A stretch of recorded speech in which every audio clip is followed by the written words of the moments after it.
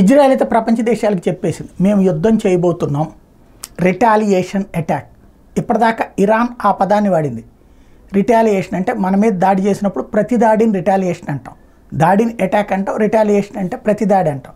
Retaliation attack. ఇప్పటిదాకా Iran ఏం చెప్పింది, ఏదైతే సిరియాలో డమస్కస్ దగ్గర ఉన్నటువంటి తమ రాయబార కార్యాలయం మీద దాడి జరిగిన దానికి ప్రతీకారంగా మేము ఈ దాడి చేశామని చెప్పారు.